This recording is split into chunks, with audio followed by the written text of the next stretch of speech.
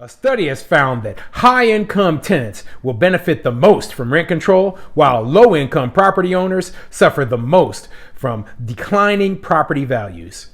I'm Tony, and this is Real Estate Investing and Landlord News. All right, so I have another interesting article for you today about rent control, okay? And I think what I'm trying to do is dispel all the myths that these people, they have about rent control. They seem to think that, hey, rent control is going to benefit all these low-income people. They're going to be able to stay in their housing. Everything is going to be great. Well, that's a complete myth, okay? All it really does is make it so these high-income renters, they get super-duper cheap subsidized rent, because rent control doesn't pick and choose between somebody with a high income and a low income. So what you'll have sometimes, and you'll see this up in places like New York or San Francisco, you'll have a doctor or a lawyer who's making $300,000-$400,000 a year who's living in a rent-controlled apartment.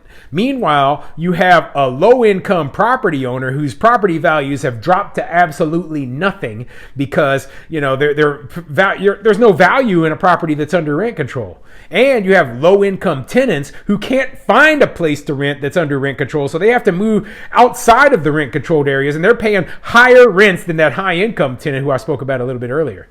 So, yeah, it's a bad deal for tenants. It's a bad deal for landlords and property owners. And I will not stop trying to convey this message because it is absolutely ridiculous that they keep bringing up this awful failed idea over and over again.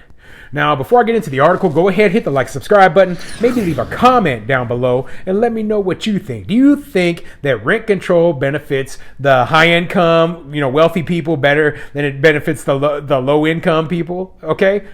Do you think that rent control actually hurts property owners, but hurts poor property owners, but helps well-to-do tenants, Yeah, I already told you what I think. I think that, they're blind if they can't see this obvious fact, okay? So, this article is coming from Reason.com, and it says, study, St. Paul's rent control law primarily provides benefits for high-income renters. All right, let's see what it says. The nation's strictest rent control law hasn't even gone into effect, yet it's already tanking property values and showering most of its benefits on already well-off tenants, according to a new study.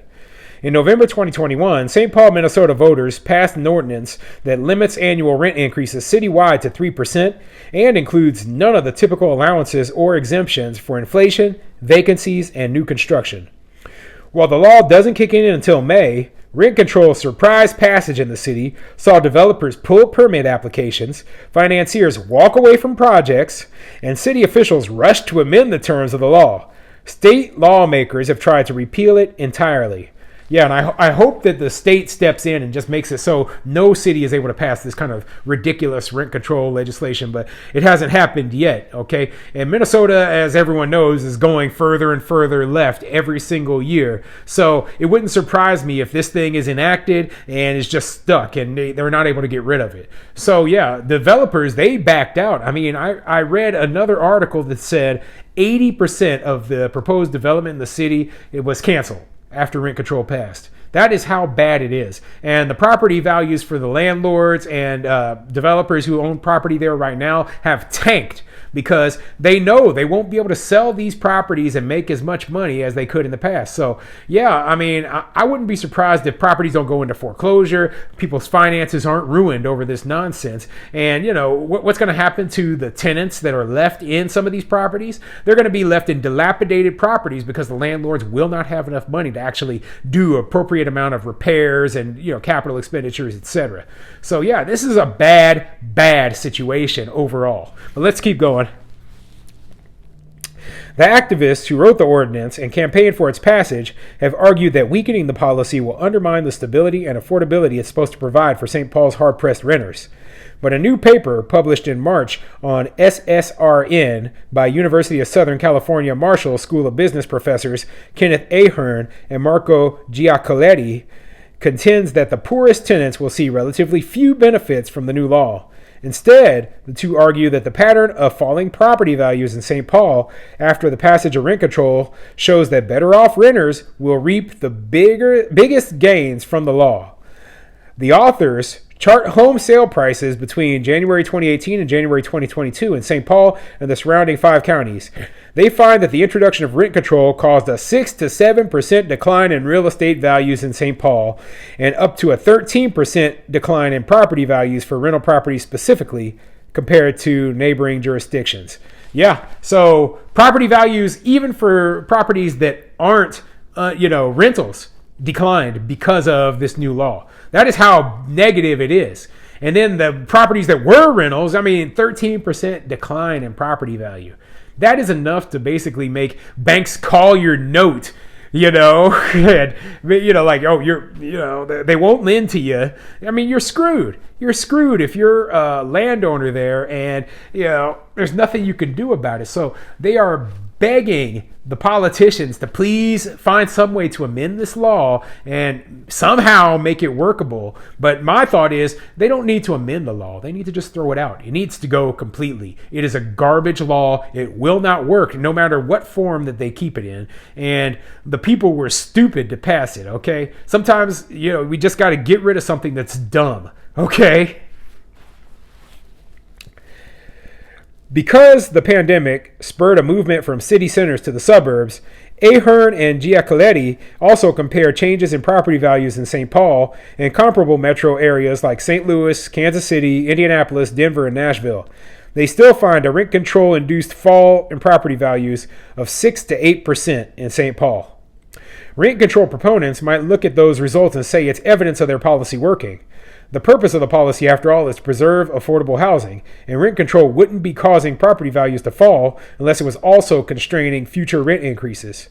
The standard anti-rent control counter-argument is that those reduced property values also discourage developers from building new housing and encourage landlords to sell off existing units to owner-occupiers. Incumbent tenants get lower rents, but newcomers to the city have a harder time finding housing, period. And even those lower rents come at the expense of less well-maintained units. And that sums it up exactly. That's exactly what I've been saying for a long time.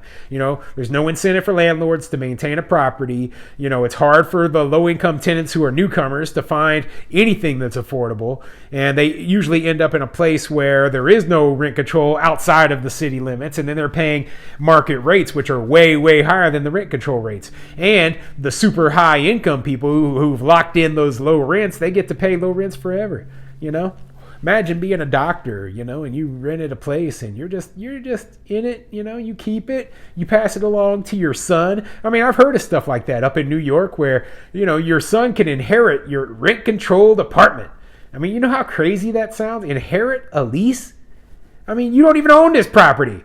But they lost their minds up there, and they think that these socialist policies work when they don't. And the result is we end up with a whole bunch of dilapidated buildings. We end up with the highest housing costs in the entire country. And that, there's nothing you can do about it. So, I agree with everything that this article is saying. It makes perfect sense. And unfortunately, most people, they don't know the cause and effect of passing this sort of rent control law. So yeah, really good stuff right there.